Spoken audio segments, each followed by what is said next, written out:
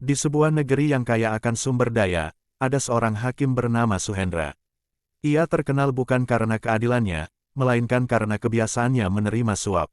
Dengan wajah tenangnya, ia bisa membolak-balik keadilan sesuai kepentingan siapa yang memberinya lebih banyak uang. Suatu hari, dua kasus datang ke meja persidangan. Yang pertama, seorang buruh tua bernama Pak Rahman dituduh mencuri 5 butir kelapa dari perkebunan milik orang kaya. Kelapa itu diambilnya karena anak-anaknya kelaparan, sementara majikannya menunggak gajinya berbulan-bulan. Kasus kedua, seorang pejabat kaya bernama Tuan Malik terbukti menggelapkan dana negara sebesar 300 triliun. Pak Rahman, yang hanya mencuri untuk bertahan hidup, dijatuhi hukuman 7 tahun penjara. Ia menangis di ruang sidang, memohon keringanan, tapi Hakim Suhendra tetap pada keputusannya. Hukum harus ditegakkan, katanya lantang. Sebaliknya, Tuan Malik yang sudah merugikan jutaan rakyat hanya dijatuhi hukuman 2 tahun percobaan, tanpa perlu masuk penjara. Senyum sinisnya terlihat jelas saat ia berjalan keluar dari ruang sidang. Ternyata, diam-diam ia telah memberikan suap miliaran rupiah kepada Hakim Suhendra. Namun, keadilan Tuhan tak bisa dibeli. Beberapa hari setelah keputusan itu, hal aneh mulai terjadi. Hakim Suhendra sering mendengar suara ketukan palu sidang di tengah malam, seolah ada persidangan gaib yang menghakiminya. Ia mulai dihantui bayangan Pak Rahman yang menangis dan jeritan rakyat yang menderita akibat korupsi.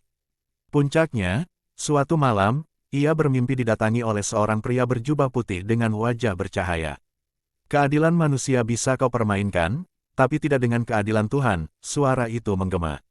Saat terbangun, tubuhnya panas dingin. Hari-hari berikutnya, hidupnya berubah menjadi neraka.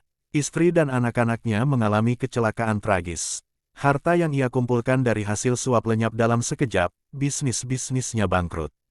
Tubuhnya mulai membusuk perlahan seperti terkena kutukan, dan bau busuk itu semakin menyengat hingga orang-orang menjauhinya. Setelah keputusan kontroversial itu, kemarahan rakyat semakin memuncak. Di jalanan, orang-orang membicarakan ketidakadilan yang terjadi. Bagaimana mungkin seorang pejabat yang merampok negara hanya dihukum ringan, sementara seorang buruh tua yang hanya mencuri 5 butir kelapa dihukum bertahun-tahun. Di antara mereka, ada seorang pria bernama Dani.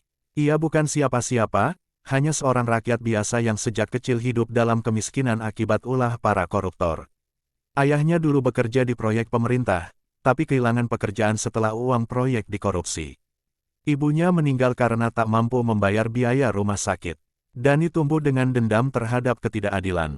Ketika melihat berita bahwa Hakim Suhendra kembali bebas berkeliaran setelah menjual keadilan, darahnya mendidih. Terlebih lagi, ia mendengar dari informan bahwa hakim itu kerap menghabiskan malam di klub malam, berpesta dengan uang haram hasil suap. Dani menunggu di luar sebuah klub malam kelas atas, di mana Hakim Suhendra biasa menghabiskan waktu dengan wanita-wanita bayaran dan minuman mahal. Di tangannya, ia menggenggam botol berisi cairan berbahaya, air keras.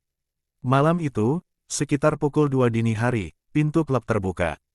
Hakim Suhendra keluar dengan langkah sempoyongan, mabuk berat, dengan senyum puas di wajahnya. Di sebelahnya ada dua wanita yang tertawa, mendukung tubuhnya agar tidak jatuh. Saat itu juga, Dani melihat kesempatan. Dengan langkah cepat, ia mendekat dan tanpa ragu, menyiramkan seluruh isi botol ke wajah si hakim. Jeritan melengking memecah keheningan malam. Hakim Suhendra terjatuh ke tanah, mengerang kesakitan. Wajahnya meleleh perlahan, dagingnya terbakar oleh cairan panas yang ganas. Kedua wanita di sampingnya menjerit ketakutan dan mundur menjauh. Dani tidak lari. Ia berdiri menatap puas, melihat wajah koruptor itu berubah menjadi neraka hidup. Itu untuk semua rakyat yang kau hianati, gumamnya sebelum menyerahkan diri ke polisi yang datang beberapa menit kemudian. Hakim Suhendra dilarikan ke rumah sakit, tapi dokter tak bisa menyelamatkan wajahnya. Mata kirinya buta, kulitnya hancur, dan ia harus hidup dalam penderitaan selamanya. Semua kekayaan yang ia kumpulkan tak bisa mengembalikan wajahnya yang meleleh seperti lilin terbakar. Sementara itu, kabar serangan itu menyebar luas. Banyak rakyat yang diam-diam bersorak. Dani dianggap sebagai pahlawan oleh sebagian orang, meskipun hukum tetap menjatuhkan hukuman kepadanya.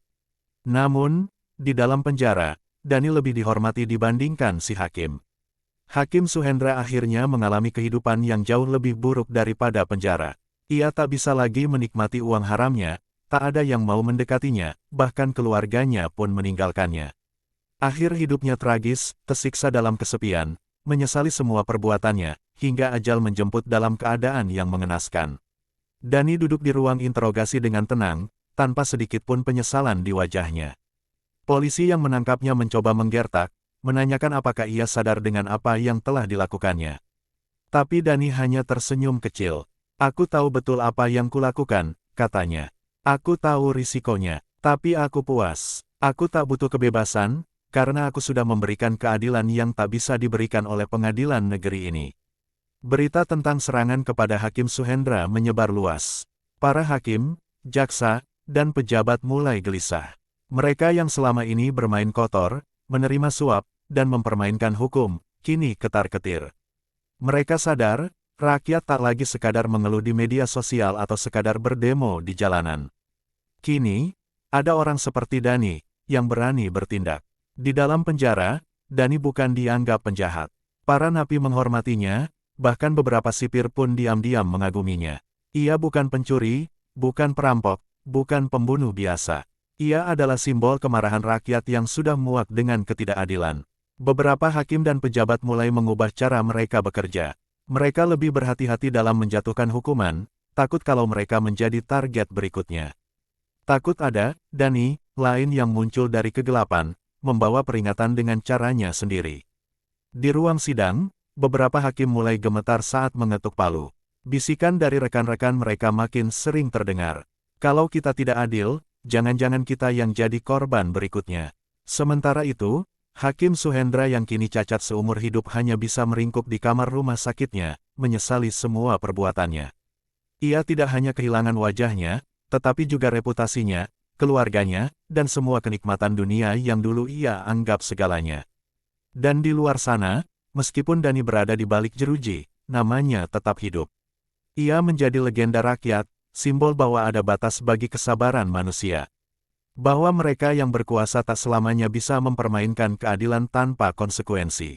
Dan sejak malam itu, pengadilan di negeri itu tak lagi sama.